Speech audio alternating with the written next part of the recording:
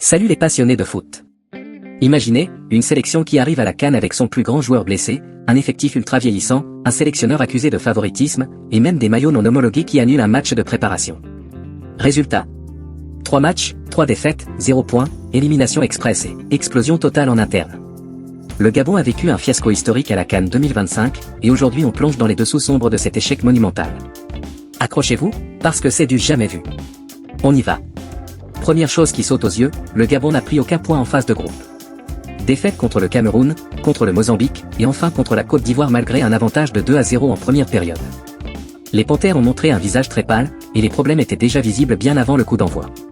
Commençons par le cas Pierre-Emerick Aubameyang. PEA arrive au Maroc blessé, en provenance de l'EM. Le club phocéen prévient, il n'est pas encore prêt à 100%. Pourtant, le sélectionneur Thierry Mouyouma le fait jouer 1 heure lors du premier match. Résultat. L'OM pousse un coup de gueule monumental, accusant le Gabon de mépris envers la santé du joueur et envers la CAN. Mouyouma répond en victime, on m'a envoyé un joueur diminué. Finalement, Aubameyang déclare forfait après le deuxième match et rentre à Marseille. Probablement sa dernière CAN à 36 ans, et sans gloire. Mais ce n'est que la partie visible de l'iceberg.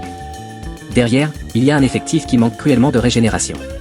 Regardez les cadres, Aubameyang 36 ans, Bruno Ekuele-Manga 38 ans et toujours capitaine. 2 vétérans formidables, mais qui occupent encore les places centrales alors que la jeunesse ne parvient pas à émerger. Le Gabon n'a pas réussi à construire une relève solide, et ça se pécage sur le terrain. Comme le disait PEA lui-même sur les réseaux, les problèmes de l'équipe sont bien plus profonds que la petite personne que je suis.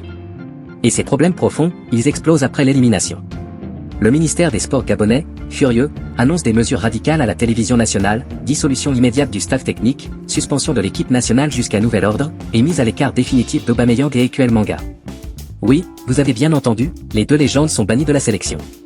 Une décision choc qui montre à quel point l'État est en colère contre la prestation déshonorante des Panthères. Mais le plus dingue, c'est peut-être l'histoire des maillots. Préparez-vous, c'est du niveau amateur pur.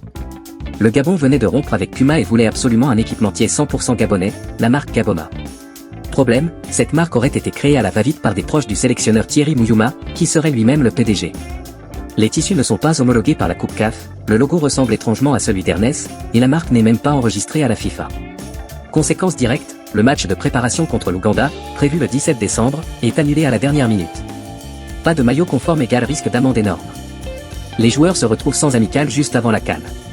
Un couac invraisemblable qui a mis le feu aux poudres entre la fédération, le sélectionneur et le pouvoir politique. Mouyouma était déjà dans le viseur, et ce scandale l'a achevé. Au final, on a un mélange explosif, joueurs cadres vieillissants et blessés, absence de relève, gestion catastrophique du cas Aubameyang, et un amateurisme total autour de l'équipementier. Le Gabon sort de cette CAN plus faible qu'il n'y est entré, avec une équipe suspendue et un grand ménage annoncé par le président Brice Clotaire Oligui Nguema lui-même, qui promet des décisions fortes et structurantes, pour remettre de l'ordre. C'est une nouvelle désillusion après l'élimination en barrage du mondial contre le Nigeria le mois dernier. Le football gabonais traverse une crise profonde, et ce fiasco à la CAN 2025 pourrait être le déclencheur d'une vraie reconstruction, ou d'un chaos encore plus grand. Voilà les amis, le Gabon a touché le fond à la CAN 2025, et les raisons sont aussi nombreuses que choquantes. Est-ce le début de la fin pour une génération dorée, ou le déclic pour enfin tout reconstruire? Dites-moi en commentaire ce que vous en pensez. Aimez, abonnez-vous et activez la cloche pour ne rien rater des prochaines analyses. Cette CAN nous réserve de très belles surprises, le foot africain ne nous laisse jamais indifférents. À très vite.